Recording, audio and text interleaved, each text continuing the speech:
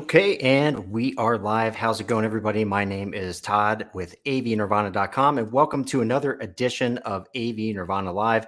Tonight, we have two really cool guests joining us from one of the leading manufacturers of subwoofers on the planet. It's SVS, and they're going to tell us how to pick out a subwoofer.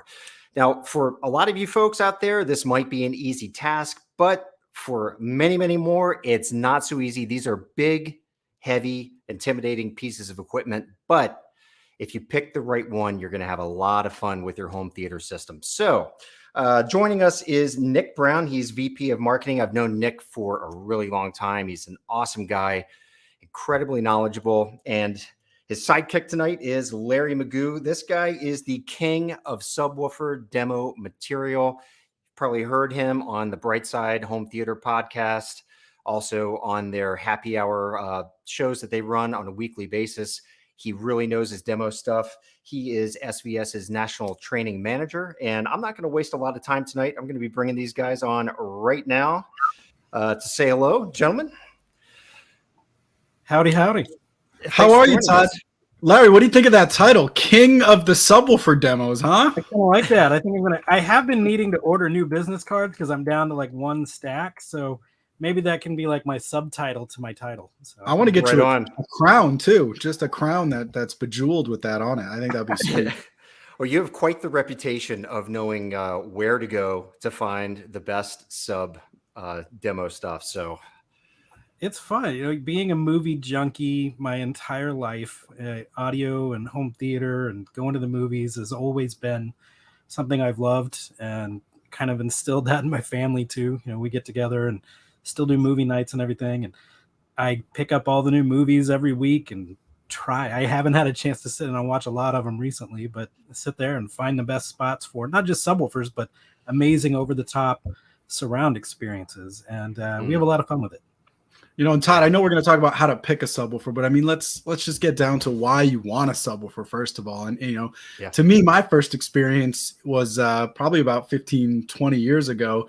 I was working at a PR agency. We had a client, and I had never really truly felt like legitimate cinematic bass that wasn't in a concert venue or at a theater, like a professional theater. And it really changed everything. Like, I think it was a demo from like Ratatouille or something that you would never expect to have like the kind of bass that really can like compress your chest. But I was just watching the sequence and it just sort of grabbed me and didn't let me go. And I'm like, that's the kind of thing I want happening in my living room. And only a subwoofer can really produce that kind of low frequency seismic energy that really brings you into the content in a way that I don't think any other component can. It's really true. And, it's also a piece of equipment that can take you out of the moment if it's not the right piece for your room. And I don't know about you guys, but early on in my home theater journey, I probably went through 5 or 6 different subs, trying, each one getting a little bit more powerful because the earlier ones were showing weaknesses. But when they show a weakness, it's really evident. Oh, so true. I didn't know any better when I started my journey back in the the mid 90s. I took my first paycheck and went to Best Buy and bought a home theater system and then ended up working there for a while. And I was selling audio. We didn't know much. We didn't have a ton of training back then. And, we're like, okay, this is the biggest, most powerful one that we offer, or it's really, really loud and it's boomy. And that's what everybody kind of assumed subwoofers were up until recently, is that they're there just to go boom, boom, make things fall off your wall or whatever. And it's really not the entire purpose by it. It's a fun aspect of it, but really a subwoofer, even if you just put it down at just minimal settings, can completely change your experience, whether it's music, movies, television watching, sports, concerts, whatever. It really makes it more immersive, more lifelike, and more like you're there.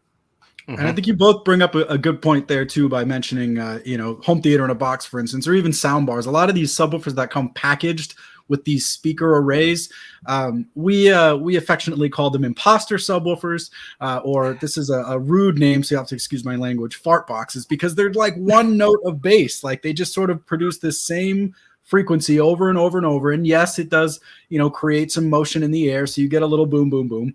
But when you've actually heard a legit subwoofer and the kind of texture and the nuance and all the different energy that it brings out in movies and music, then it really sort of makes it so you can't go back to that old version or not having a subwoofer before. So, there's certainly calibers at play here when you move up from, again, those home theater box soundbar packaged ones to an SVS or, other great brands out there. Mm-hmm. Yeah. Yeah. I don't disagree with anything you guys are saying. I mean, the one thing about a sub, unlike speakers where you can maybe turn the volume down a little to hide some of their poor characteristics, but with a sub, if it's a bad sub, it's going to show itself. Second it gets stressed, it's going to bottom out. You're going to hear port chuffing, all kinds of different things that you really can't get rid of if it's just a poor piece of equipment. You will never, ever be able to sit in front of subwoofers and not tell the difference. When you sit in front of different kinds of speakers, you might have an ear that prefers a horn or a dome or a ribbon tweeter, or maybe you want a little bit more in-your-face sound or neutrality from your speakers. But when it comes to bass, I can put you in front of 10 different subwoofers and everyone can pick which one fills the room differently or sounds more natural or can hold up based on what you're throwing at it. But with speakers, everybody's ear is different. But bass, because you don't necessarily have to match it to a speaker, it's more about filling the room or filling in the bottom end or really blending with some speakers. A subwoofer can stand above a competitor or one that's similar in size that's underpowered or sealed versus whatever. There's so many different things to look at when talking about subwoofers. But anyone, regardless of their audio stage in life, can sit in front of a subwoofer and tell the difference between a phenomenal sub and one that's maybe underperforming. And I think that's a great point, Larry. Go ahead, Ted. Well, I was going to say, Larry, let's take you back to your younger self and imagine that you don't know that much about subwoofers. What would you tell yourself? What you know now? Like if you're just starting out, what kind of is the top one or two variables that you're going to be looking to satisfy? Larry, can we do the 5 things? Can we do the 5 things? Yeah. First? So I'll incorporate it into that. So this is strictly the listening, the sound qualities of it, because I know we're going to get into some of the variables, but from a sound perspective, there is 5 things that we've locked down pretty well that a subwoofer should do great. And Larry does an awesome job of explaining that. Yeah. So what I would kind of answering Todd's question and incorporating what to look for, I would tell everybody, ignore the numbers.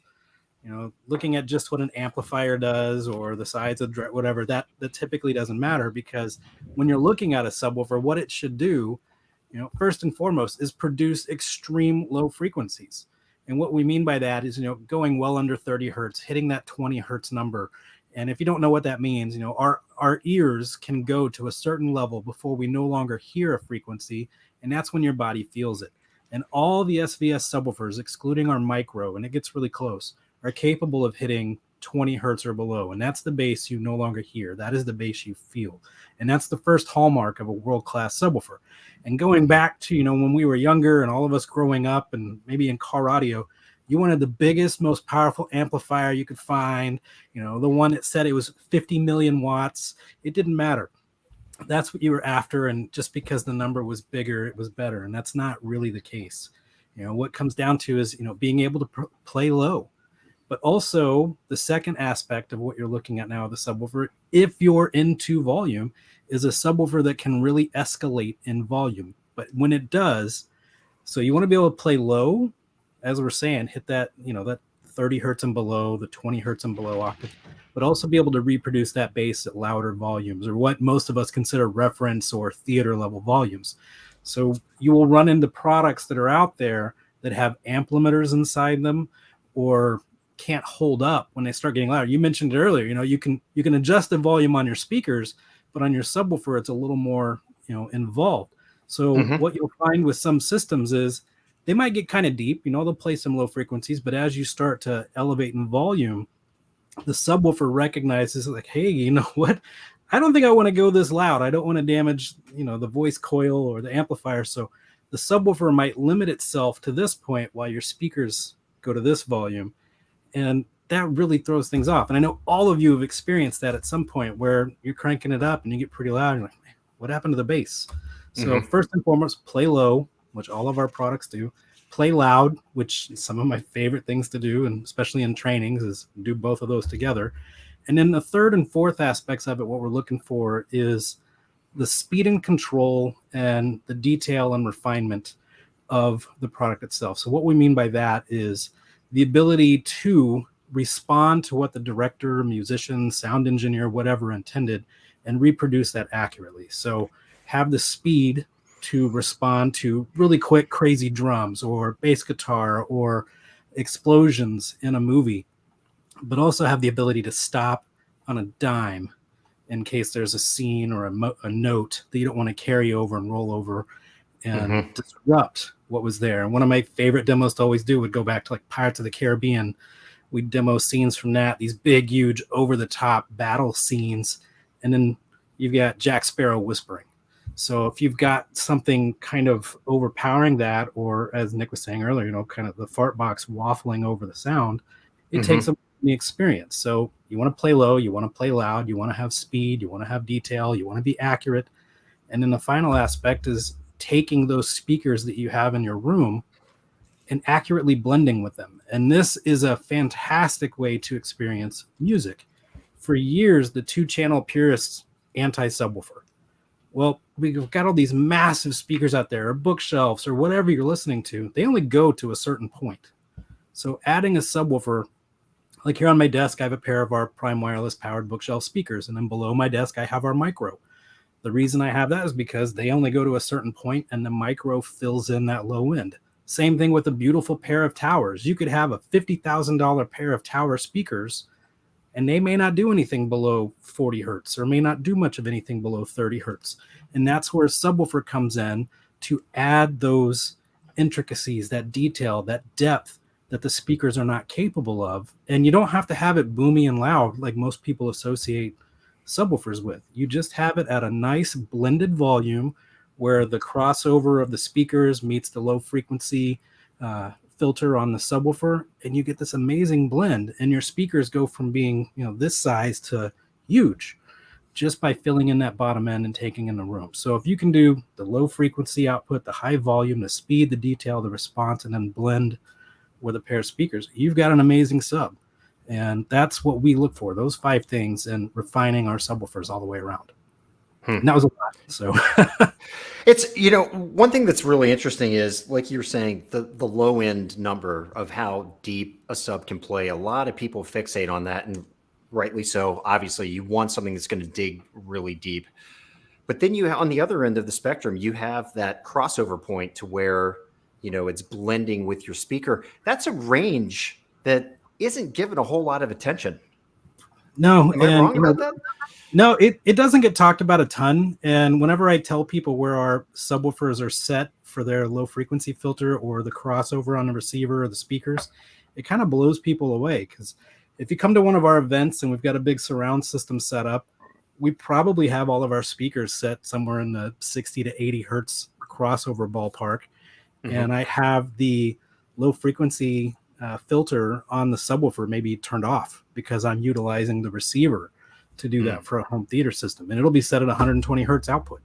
And what that does, it creates this blend that's right in the middle of the speakers, and then you adjust the volume on the subwoofer from there. So there's a lot of different things you can do to clean up or manage the bass in a theater system. But when you talk music, that's where it gets confusing for a lot of people, because music bass is different than movie bass. And we could take that exact same subwoofer that's set with the filter off inside the subwoofer, or the low frequency filter, or the crossover, which a lot of people call it, inside the subwoofer. For theater, it's turned off, but for music, I might activate it and set a 60 hertz crossover to blend with a pair of towers. So that's where some of our assistance with talking to our sound experts or using our subwoofer matching tool on our website can help you find the right blend. And if we're delving too far into the woods, we can back up and hit on that too. One other point I would add too is about that rated low frequency extension of a subwoofer. Is you don't always know what kind of output you're getting at that. So if you rate your sub down to 18 hertz, but you're not getting any decibel levels, then are you really going down to 18 hertz? I don't know. This is where, the numbers can be a little bit deceiving. Same thing with amplifier power. The RMS power, the continuous power is rated at a certain number, but then you have this inflated peak number that makes you think maybe that this subwoofer is more capable than it is. So, always trust your ears in that regard. And I think those 5 things that Larry had mentioned are really the true litmus test in terms of what subwoofer is going to be best for me. And if it does those 5 things well, it really doesn't matter what kind of speakers you have, because the subwoofer is just going to provide that sort of low end experience that you truly want to emphasize and enhance the entire soundstage. Right. So let's talk about the ability of a sub to fill a room, like you're saying, at a reasonable level, lower in those lower frequencies. What are the rules of thumb for matching a subwoofer to a specific room size? Because it takes a lot of energy to fill a large room when it comes to low frequencies. So obviously one sub might sound great in a smaller room, but really get swallowed up in a larger room. Yeah, and we don't necessarily say, hey, based on this room, this is the sub we're going to recommend, because there's some things that can, kind of where you were going with that, is compensate for that. If you are doing a big, large, open concept room, there's 2 things we're probably going to recommend, one way or the other. A ported subwoofer to take on the energy and space that room has, or we may recommend going dual, which is something that a lot of us are fans of, because a lot of people think that adding a second subwoofer to a room just adds volume and output, and that's not really what it does at all. It just adds a more uniformed sound stage throughout the room and eliminates the sweet spot for the bass. So downstairs, my living room is open to a kitchen and dining and a hallway, and it's an awful room. It's tile, so it's like the worst possible room you can have a theater in. But the way we set it up is even worse, because my TV is in a corner and then we sit in a sectional couch. So in that living room, I have one of our cylindrical subs. I have the PC 2000 Pro. And the reason I went that route is because it is ported and it takes up less foot space, because it's only a 16-inch diameter product, which is about the size of a tower speaker. But because my TV sits in a corner, it's back behind it. And the way it's set up, it really takes advantage of what's called room gain, where it's in the corner, so it's utilizing the walls to create more output in that room. So I don't really need 2 in that particular space. But if I was really doing that room right and had the options and it wasn't based on furniture, I'd probably do 2 subwoofers. But I don't make the decisions in that particular room. So we went that route. In here, I've got a 5.1.2 with a 2000 series sub in the corner.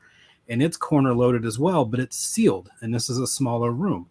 And sealed subs benefit from that room gain, where it takes on the characteristics of the room and can seem larger based on placement. So there's a lot of different things coming into play. But if you're doing a big, huge open concept room or a dedicated theater room, we're probably going to recommend a ported subwoofer for you, because room size in that case doesn't matter as much, because a ported sub has more output. It plays lower, it plays a little bit louder than a sealed subwoofer. But a sealed sub will be a little bit quicker at times.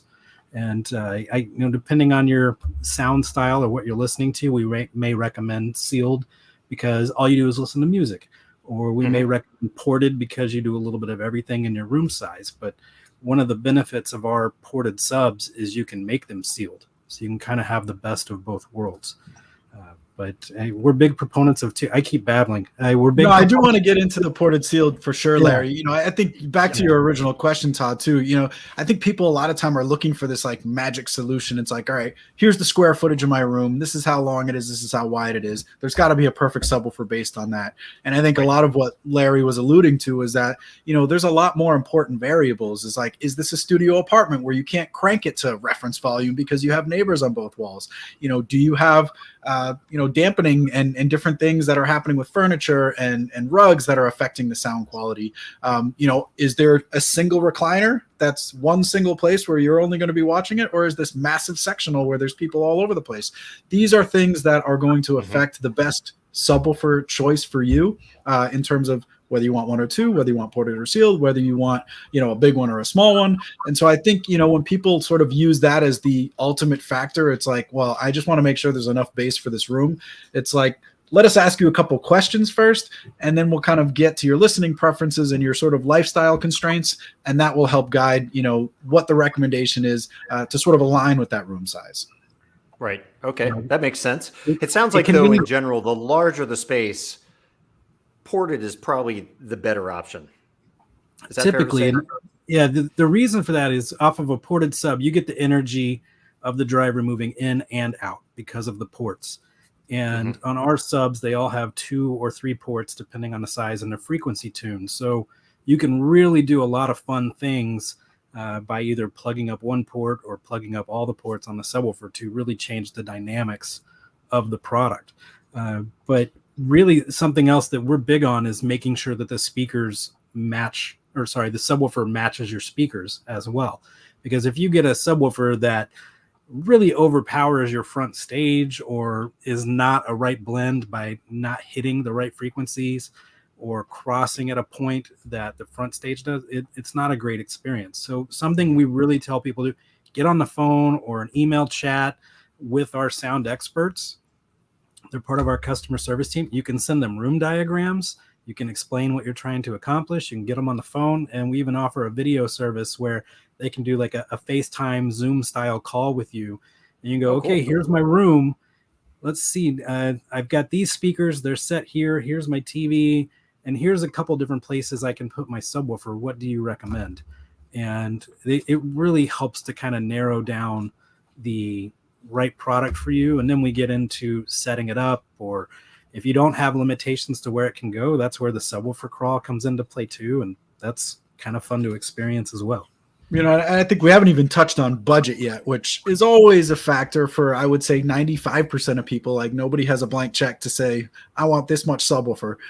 So when that's, the case, I think there's the room size is another factor, because, you say I have, $1,500 to spend on a subwoofer. A lot of times, if it's a larger room, we'll recommend 2 compact subwoofers at $750 a piece, as opposed to that one larger one. And that's because you have a larger room with a lot more seating, and the dual subwoofers are going to give you more even bass response throughout that listening area. Whereas if it's a smaller room, go for the big one and sit that in its optimal position, and you don't have to fill the entire room with bass. You just need that sort of smaller seating area. So these are, again, factors that sort of, I think, exceed what the importance of just the room size by itself would be. And those 2 subwoofers actually, I mean, they increase the amount of sound output that's capable in your room without having to increase the power, correct? I mean, is that essentially another benefit of having dual subs? You get greater density of sound waves by having the 2 subwoofers, wherever they are in a room, basically creating that output. So it's just much more even, and it's a lot easier to create, that experience of full immersion in a wider sort of listening and seating area than if you just have a single one. And that's where I think the biggest benefit sometimes gets lost, is because, like, well, I just want headroom and I want extra firepower and I want to be able to feel the air moving. And yes, 2 subwoofers will help with that. But a lot of times a single larger subwoofer will actually produce deeper output or more output than 2 smaller ones. But it may leave some what we call nulls in the room, which is sort of the bottom trough of the wave, where sort of you feel like you're not getting that full experience. And that's kind of deflating. It's like, I'm sitting in this area and, like, I sit here and it sounds awesome. I sit here and not so much. And so I think that's, again, where room dimensions and things like that come into play. But you can always compensate a lot more for those when you run duals in terms of that even bass response. Right. Let's, before we talk about budget a little more, let's shift back real quick to ported versus sealed, because that, I think, a lot of people find really confusing. And Larry, you had kind of touched on the roll off on the low end. That's the extreme low end of a ported sub, is a lot more gradual, and I guess you could say technically deeper than that of a sealed sub. How does that play into what you hear? So one of the phrases we love is sealed subs do everything well and nothing poorly. So they'll do everything. They'll go low, they'll play loud, they'll be fast, they'll be accurate. And an imported sub comes in and takes whatever that sealed sub will do. And I can't say this about every brand, but we've worked really, really hard to get both sealed and ported very, very close. you will look at other manufacturers and other products out there. There's a lot of brands that don't even make both. It might be only ported.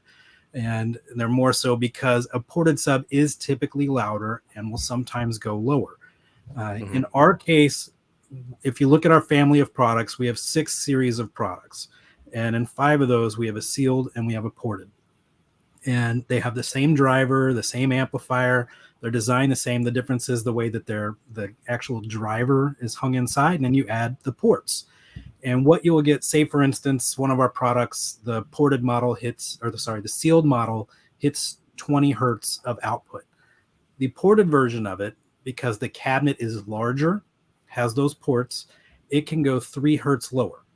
So that's kind of the way most of our products are. There'll be a 3 hertz delta in output. So sealed to do 20, ported might do 17.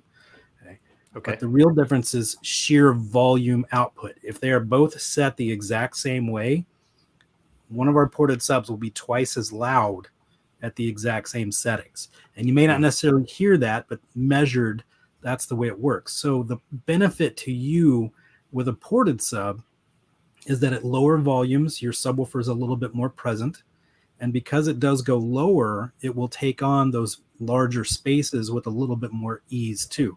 And that's why I did the ported subwoofer downstairs. The other systems we have throughout that, they're all sealed because they're smaller rooms. But in the larger room, we went ported. If you go to a movie theater, all the subwoofers there are ported because there's all this big open space and it's meant to be a little bit more loud and take those longer, deeper notes. But there's also instances where if you have a super long, low bass sweep, and the one that always comes up for us is Ninja Turtles because everyone in the company hates it except for me. But it has these 2 long bass sweeps. And when I demo it on ported versus sealed, the sealed sub tends to hold that last minute of the note longer because it's completely enclosed. And so there's other things that kind of take into account there. But you also have to look at a ported subwoofer from us is 60% larger than the sealed version. So that's a big deal. It's significantly larger. Like you might go from a 17-inch cube to 24 inches deep. So it can really change the dynamics of where it can be placed. And that's why we do the cylinder as well. But if you like the best of both worlds, you want that huge, over-the-top, IMAX level bass experience. Like when you go to see the movies like Top Gun, Maverick, and you want to feel the jet engines busting through you, you may want the ported sound. But if you're also somebody that listens to a lot of really quick articulate music or a lot of jazz or orchestral style music or just whatever you like to listen to, you may prefer the speed and people like to say that a sealed sub is tighter. You might prefer that sound output, and that's where our application comes into play. So on all of our subs, we have a subwoofer control app. And in the box with our ported subs, you're given these foam plugs. You just stick them in the ports, go into the app, and you can change our ported subwoofers to sealed. So you can have both versions of whatever you're trying to accomplish, and you actually get a larger sealed sub that way too. So there can be benefits to it. And I would, share one piece of advice too, because there are people who are just sort of, they get this negative feeling from either ported or sealed. Like they hear it and either the sealed is too punchy or too compressed, or the ported just sounds a little too breathy. And so, test with your favorite content. Bring whatever it is. You like to listen to organ music that hits down to 14 hertz. Try that out with both kinds and then see what sounds better to you, because they do have a different sonic signature, each of them. And again, I think Larry said it pretty well. We try to narrow the delta between ported and sealed, but they still have a distinct sound to each of them. So depending on what type of content you're listening to, one might sound better than the other. So, as much as there's sort of that old adage of sealed is for music and ported is for movies, it's just not true. You need to find what you are actually listening to and assess the subwoofer based on that, as well as some of the other factors that Larry mentioned, before you ultimately sort of sign off on one or the other for what's best for you. For buyers who own a, let's say, sealed sub right now and they want to add a second, can they mix and match ported and sealed? No. Yeah, we say no. Yeah, there's different the phase changes when you get to that port tuning frequency, and so it can create actually a reduction in bass when you're combining a ported and sealed. So you can actually have the adverse effect of what you're trying to do by adding a second subwoofer at that the place where the port tuning frequency is.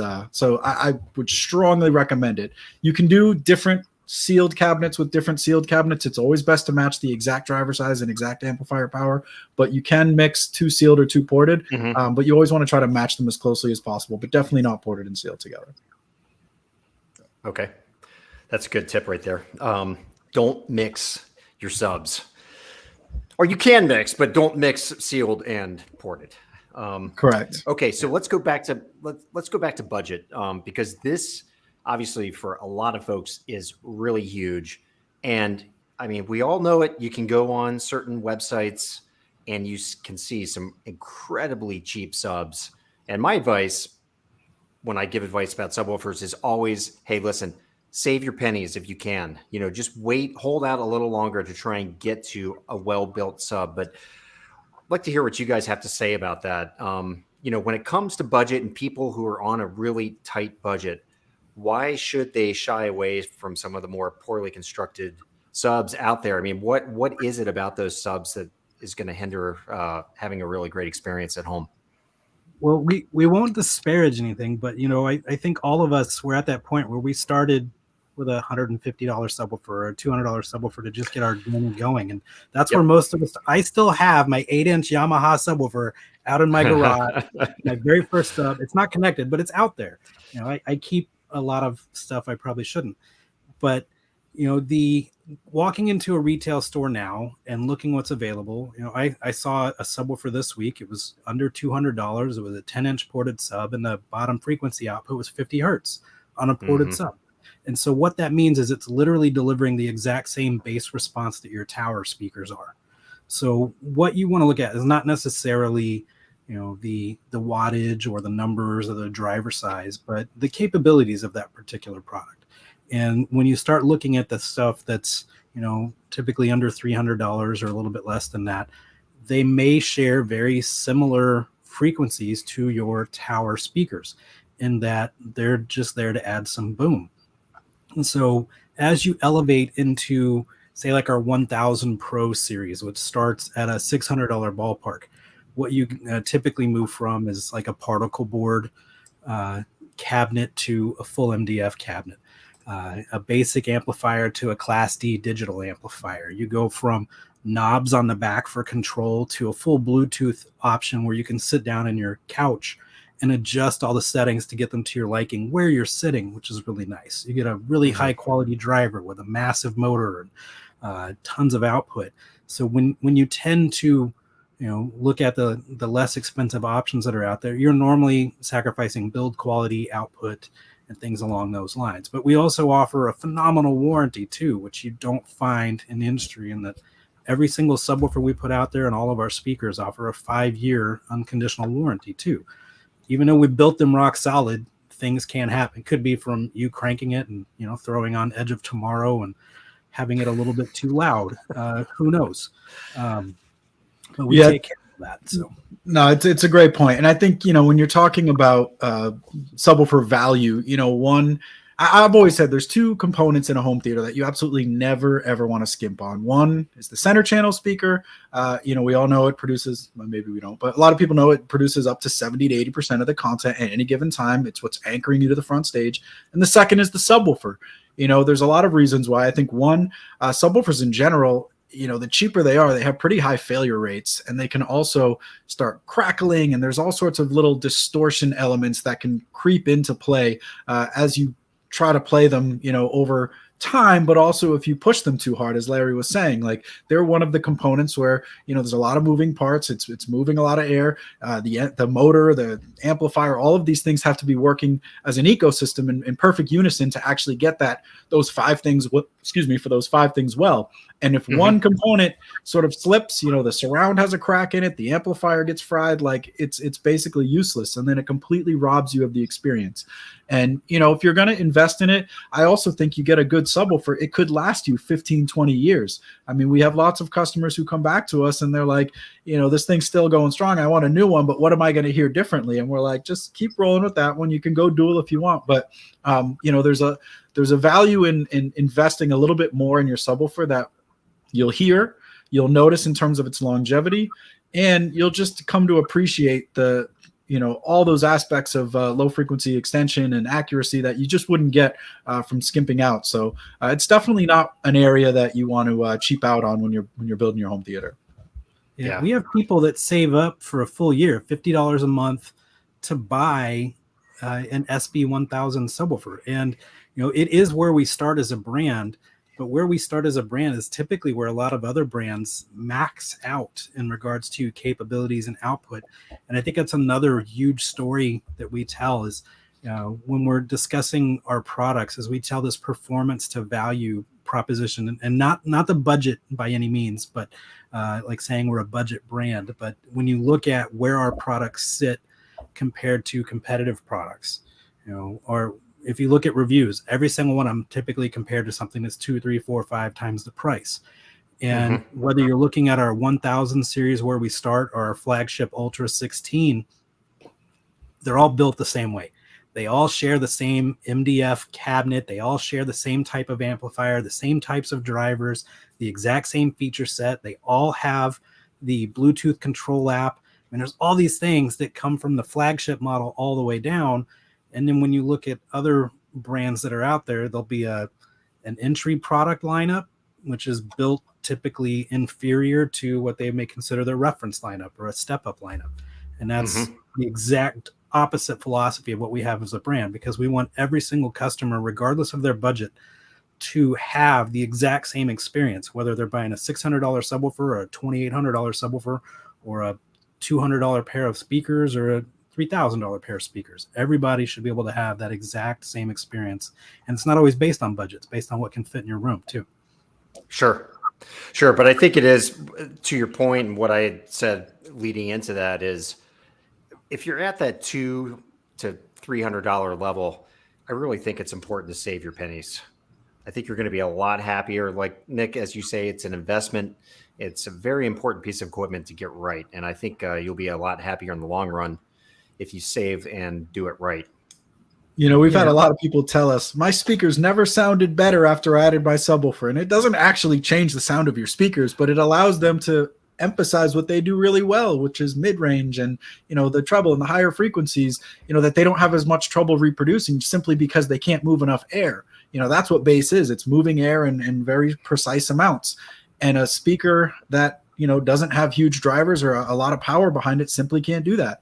And so, much like a cheap subwoofer, if it doesn't have enough power and doesn't have a properly designed motor and driver, it's only going to emphasize a few octaves of bass and not really give you that transcendent experience that really draws you in a way that I think people have heard a truly awesome subwoofer really understand. Right. And Nick, you had mentioned distortion. Is that a spec that people should be looking at when they're checking out subs?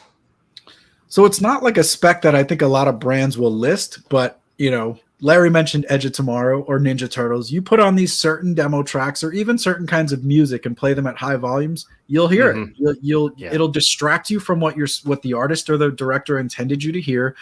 It'll muddy up the soundstage. It'll sort of be this boomy, bloated, one note bass, or even worse, it might crackle. It might, be this just awful sound that completely distracts you from what you're supposed to be immersed in. So, again, it's something that's tough to put on paper as like, this is what, the distortion that you're going to hear, but you'll definitely get it if you play a piece of content that you're very familiar with at a high volume and you're hearing things that maybe shouldn't be there.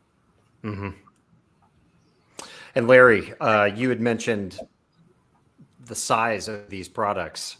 Weight is also another factor that people have got to consider, right? I mean, the subwoofer is not light. Well, some are, but ours are not. They've all got some heft to them. It's funny. We make jokes. Whenever I walk into one of our retail partners, I can look on the floor and I can tell when they've moved one of our larger products, like the 4000 or 16 Ultra, because I joke that, there's the SVS tread marks, because they've just kind of slid it across the tile of the and the feet can leave, a mess, and you just wipe it up and it goes away. But I can always spot that. Our 16 Ultra weighs a good 150, 175 pounds, depending on if you're doing sealed or ported. And I think our lightest sub is still 40 pounds almost. So you do have to take that into account. And really, once you get it placed, you're not moving it. But when I think the weight comes into play, there are products. I think this goes to the micro in particular. Whenever we design that product, it's not a light product. When you go pick up other small micro style subwoofers, I mean, you pick them up with ease. And this thing, it's beefy. And we did it that way because there's other products in that category that when you get them rocking pretty well, you'll see it kind of scoot across the floor. And that's not what you want to have happen. And weight comes into play in regards to distribution of the way the sound comes out. It's all a factor. But really, when weight comes down to it, primarily for me, it's whenever I'm setting up the room. And if you've walked into one of our demo rooms now, we do dual subs everywhere we go. And the reason for that is so that there's great bass response, like Nick was talking about earlier, for every seat in the room. And picking up and moving those can be a little bit difficult. But when you bring a subwoofer home, ideally, you do the subwoofer crawl. And this is where the weight really can become an issue. So get yourself some moving men furniture movers and save your back. And you put the subwoofer where you're sitting and start playing some bass notes. And then you kind of walk around the room, finding where it's hitting you the hardest. And that's where the subwoofer goes. So after you've moved it a few times, the weight isn't as big of an issue, but yes, our stuff is pretty hefty. And correct me if I'm wrong, Todd. Didn't you use some kind of hydraulic lift to get your 16 Ultras I did. Where they needed to be ultimately? Yep. It's a mechanical stair climbing furniture dolly. I want to see a video of that one. It's funny you mentioned that because I think I had just seen you down in Virginia at a show and you guys were having an event and my back was just totally blown up. And unloading that equipment off the pallet, I had reviewed for those of you out there. There's over on AV Nirvana. There's a full Dolby Atmos SVS system review that you can check out. I'll put a link down in the description on the YouTube video. But that was a hefty pallet that came here, and when your back's a little sore, not so easy to get those things out of their boxes. But I'd say furniture sliders are really good to have on hand for. Once you get it into your room, you can slide it around and get it positioned, then take them off the sliders. Yeah. And I don't know how many of you have seen unboxing of our largest products, the 4000 and 16 Ultra, but I joke around that they're a one-man job once they're, unboxed. Once you get it in a room, it's going to go because they actually come on cardboard skis is the best way to describe it. So to open the box for our two largest ones, you open the sides of the box and the subwoofers are resting on these cardboard styrofoam legs. And you just get down on your hands and knees and you push it out of the box. And then you can slide the subwoofer around wherever it's going to go. And then you just lean it over to a side, kick out a ski on both sides, and boom, you're done. But cool. Getting it into the room, not quite as easy. We bought a new dishwasher years back. I guess it was about 5 years ago now. And a week later, the 16 Ultra was delivered to my house, and I'm bringing it in, and I had it on a dolly. And my kids go, "Why are you bringing in a new dishwasher?" Because the box was about the same size as our dishwasher box. So it's kind of fun for them to see that unbox. That's awesome. And kind of going into this, we have a viewer who's asking a question here. They would like to know if the SVS app will ever have calibration capabilities. And Larry, you talk about the sub crawl. Will it ever have self-calibrating capabilities? So I won't say never and won't say no or yes. But we know people are asking for that. There's products out there that offer that. But we tend to recommend you go off of either like the Odyssey room correction, something that the receiver is going to do, or if you'd use something like Rue or some of those other software options, you then use the app to make those adjustments there. So myself personally, I don't know how to do any of the software stuff. I just do everything by ear, and I take what the room correction software and whatever receiver we're using, what it does, and then I sit there and I adjust it based on what I'm hearing. And we had another AV YouTuber come into our booth in Long Beach, California a few months back, or was it Vegas? I don't remember where were we, Nick? I don't remember where we were. Home entertainment show. Yeah, it was Long Beach. Yeah, okay, so it was Long Beach. Yeah. I'm losing track because we're starting to travel a lot again. But he came in there and he brought in the Rue and his microphone and made all these measurements. And then he looked back at me and goes, "Wait, you did this by ear?" And wow, right on. And it's just once you listen to it enough, you kind of know what it should sound like. But you can absolutely make more adjustments if you have the software and the capabilities and the time and stuff to do that. But we have requests for that coming in, so stay tuned. Yeah, it's something that adds cost, and certainly, we want to maintain a certain level as it goes with that. And there are, you mentioned REW, you mentioned Odyssey. There's a lot of options out there to use, and we have these presets in our app as well where you can save the adjustments that you do make. So, I think at this point we're happy with the options available to most people, but like Larry said, we'll never say never, and it's certainly something that could be on our roadmap before too long. For sure. And for folks out there, Room EQ Wizard or Rue, we on AV Nirvana, we have the official help form for that particular piece of software. It's not that difficult to use. I mean, there is a little bit of a learning curve, and you need to invest in a microphone that costs around $100 from Mini DSP. The software itself is free though. And if you get your hands on that and you have a decent computer, just a laptop, a fairly modern laptop, you can take measurements in your room. You can make adjustments right on the SVS subwoofer, right, with the app. And then you can play tones and take measurements with Room EQ Wizard and see how that's affecting the sound at your seating position. So it's a little bit harder than pressing a button and having it all go automatically. But to your guys' point, I mean, if you have something with Odyssey, DRAC, any one of these room correction software packages, that's going to probably be your best bet for dialing it in electronically speaking. Yeah, one thing I would throw in there too is our sound experts, our customer support team, they're all very well trained in REW and IRAC and all of those. They've actually gone through the official trainings that those providers offer. So, if you have any questions, it's a great first step. Chat in with us, call us, whatever, and we'll, give you whatever advice that we can to make sure your system sounds as good as possible. For sure. And has the app trickled down at this point to every level? Every model we offer currently has the app. Every current A-stock model that SVS makes has the app, and every future one will as well, including, the in-wall. Yes. Well, I mean, we've talked about that one now for a while. I don't think it's a huge surprise. Can I have fun, though? Can I have fun? Yeah. Yeah, I mean, that's something that I think a lot of people, talk about taking, the size of the sub out of the equation when you can stick something in a wall. That's a game changer. Yeah, it really is. And I don't think we really talked a lot about, I'll call them lifestyle considerations. A lot of times you have a living room. You can't have this big box sitting in a corner or sitting along the wall.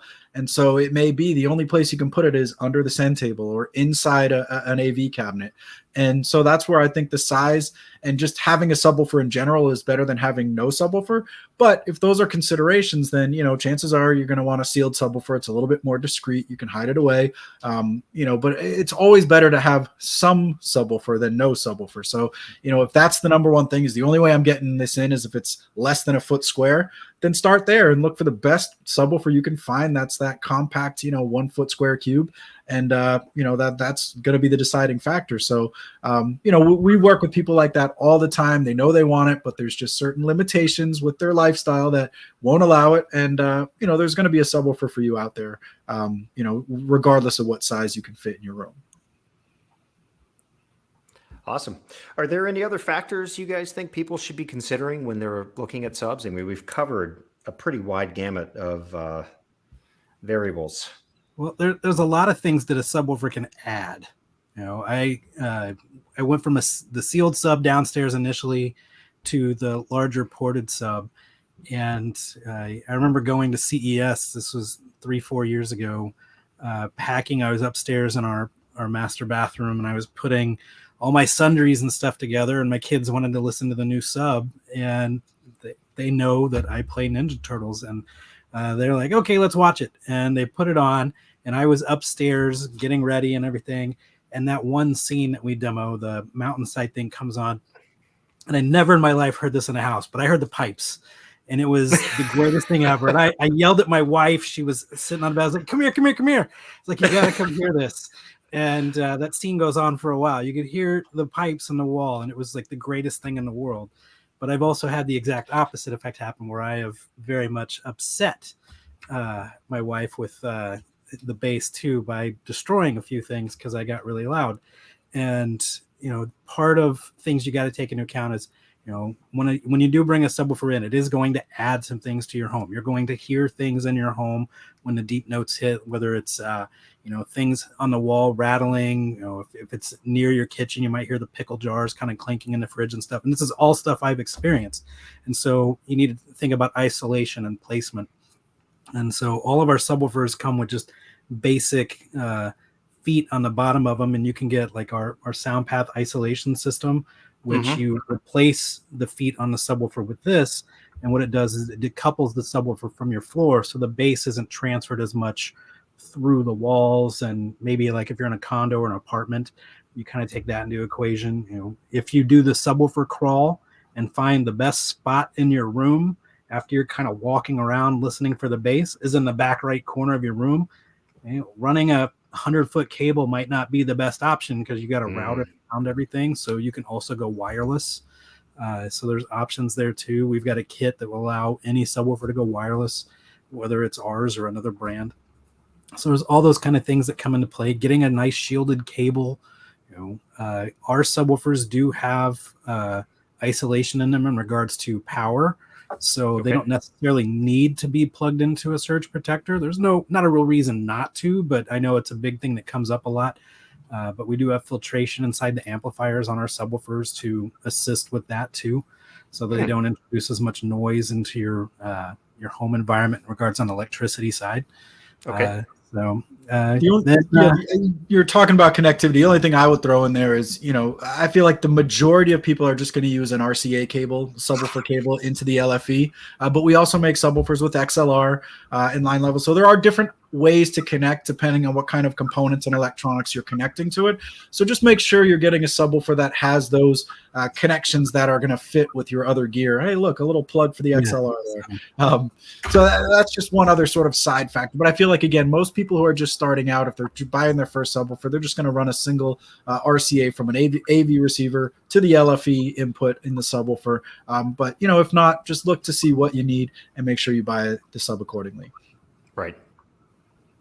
Yeah, I mean, do you think more advanced users should be looking at XLR only if their equipment supports it? If you have it, there are benefits to it. It's a little bit stronger signal.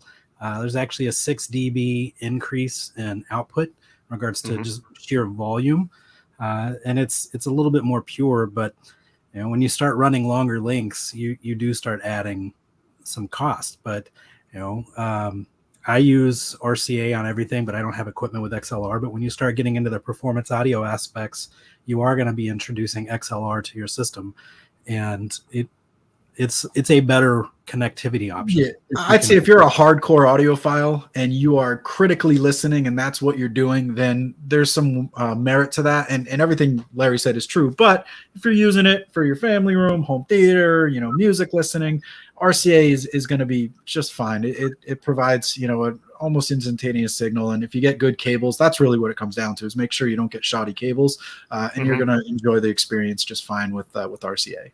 Yeah, and you don't need to buy $1,000 RCA cable, or please don't. like a $1,500 HDMI cable or things like that. Save that for your subwoofer. Save that budget for the sub. You can skip a little bit on the cable. That's right. Part of why we launched our cable line is we got tired of all the snake oil that's out there in that category and wanted to offer people performance accessories that are in line with what they're spending on their other equipment. Yeah, I mean, the price point of the gear that you guys are selling, the various cables, is really reasonable considering the build quality, I think. I mean, there are significantly cheaper ones, but you get performance, if the build quality is spot on, might be the same, but a lot of those cheaper cables, they're just not made well. So you're going Yeah, to you run may into not get problems. shielding. You may get a connector that bends really easily. I know we've all been there where you've maybe moved something with an RCA connection and it snaps off in the back of your device, and For sure. That's the kinds of things you run into. So it's the old adage: your system only sounds as good as its weakest link. So don't skimp completely on the cables. Don't overspend, but get something that's going to create a very strong point A to point B connection. Guys, we have a viewer who's asking if you guys have any end-wall subs or slim profile subs coming along. Is there anything that you want to? We do. We're gonna be demonstrating our 3000 in-wall subwoofer at CEDIA, which is a trade show for custom design professionals, integrators, AV integrators, and we're looking to launch that late this year or early next year. So that is absolutely on our roadmap. It's very much based on our 3000 series subwoofers, which are our most award-winning. So we couldn't be more excited for that. We know there's a lot of pent-up interest, so it's going to be a huge product for us to break into the architectural category, and again, we couldn't be more excited about it. Is it more or less a sealed driver system that you insert into the wall, or is it? Yeah, I mean we've talked a little bit, so I won't spill a ton of beans here, but it'll be a completely enclosed product, dual driver system that can go in a new home or an existing home, so you can retrofit or actually. If you're building your home now, we'll have a box that you can put in there and stuff. And the amplifier is separate. So you can do a configuration that's got just one of the kits, which is dual drivers, or you can do a dual system that has two of the dual drivers systems in their room too. So you can put them in the walls. It can technically go in the ceiling, but we're not going to go that route. That looked kind of cool. But this will be a custom install only product, at least for the first part of its life, and we'll see what happens from there. But I think everything Larry said rings true, and it's going to be easy to install, which I think is one of the big missing factors right now from the architectural subwoofer categories. They're very sort of difficult and finicky, and they don't always fit in a retrofit or new build scenario. So we're trying to fit and fix a lot of those problems that exist currently in the market. And we want to start, when we do launch it, it will be exclusive to our retail partners that offer installation, because we want to make sure that it is getting installed properly. Because when you look at this category, once again, like the other subwoofers we're talking about, there's a lot of just cheap in-wall subwoofers that don't have a ton of output. And this thing is going to be hitting reference levels for an in-wall. So if you don't get it installed properly, it can cause damage. So we want to make sure that it is installed by a professional. Okay. Awesome. Listen, I hope you guys can't hear my puppy barking upstairs. My wife is traveling. We can totally hear it. I'm just glad it's not my dog. Okay.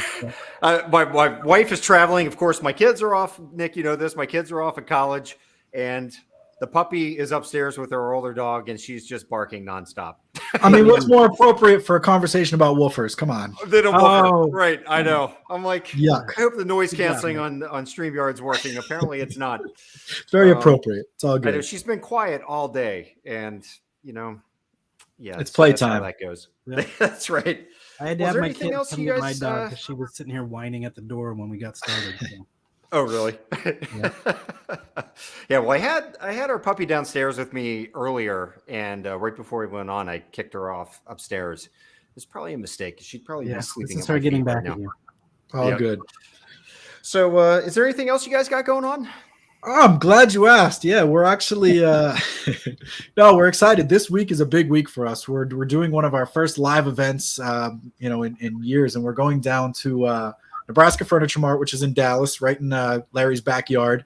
It's a massive retail outlet, several million square feet. And we're setting up multiple systems, what we're calling experience zones. We're calling it Speakers and Subwoofers Unleashed, a night of sonic thrills with SVS. So it's going to be a lot of fun. If you're in that Dallas area, please come check us out. There's an Eventbrite page you can find to RSVP, but if you just show up, you'll still be welcome. And then we're actually going to be live streaming what we call our audiophile happy hour from this event. So this will all go down Thursday night, 6 to 8 p.m. Central Time, 7 to 9 p.m. Eastern Time. So you can catch it on the SVS YouTube or Facebook channel, or if you're in Dallas, come down to Nebraska Furniture Mart in the Colony, and it's going to be a lot of fun. I think they're making some sort of signature SVS blue cocktail. There's going to be lots of great demos, balloons, and just a lot of fun. So we love to just hang out with our community and share some demos and knowledge, and that's what this will be all about. Is this something you have to register for to show up to, or no? You don't have to. We just want to get a head count, so we make sure to make enough blue cocktails. But yeah, it's if you just show up there anytime after 6 p.m. Central Time, you'll be welcome with open arms, and you'll get to meet Larry and I, and Gary Yakubian, our president, will be there. So it's going to be a lot of fun, and we look forward to sharing it virtually as well with our community. Yeah, and then I know you guys are going to be at CEDIA also later in just a couple of weeks. Yeah. Yep. It's our first time on the CEDIA show floor, so we are really excited for that. Yeah, we'll have live demos, a nice booth space somewhere in the 1600s there as well. And then we're doing another one of these Speakers and Subwoofer Unleashed events in Minnesota at a place called Halston Entertainment in October. So we're trying to fill up our travel schedule as we head towards the back half of the year and into CES, which again will be on the show floor at CES as well. But hopefully we'll get to talk again before then, Todd.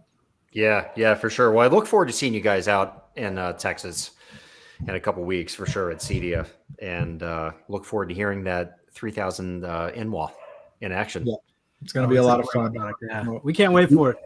We appreciate you having us on and the opportunity to share some knowledge. Hopefully it was useful to some of the folks out there. Definitely. I appreciate you guys taking it out. We actually just hit 1 hour, so it's a good time to end this, but thank you so much for hanging out with us tonight and putting up with my dog barking in your ear. Yeah. I was really hoping you guys were going to say, no, we can't hear it at all. What dog? Yeah. What dog? So, all right, gentlemen, thank you so much, and we'll talk soon. Great. Thanks, Todd. Happy listening, everyone. Okay, bye-bye. All right, folks, that's all I've got for you tonight. We have a couple more AV Nirvana lives lined up. Next month, we're going to have a professional calibrator on to talk about how to get the most out of your TV once you have it installed in your home. And we have a few other really fun things lined up. So please hit subscribe and like our channel. Stay tuned to what we have going on and check us out over at avnirvana.com. We'll see you soon.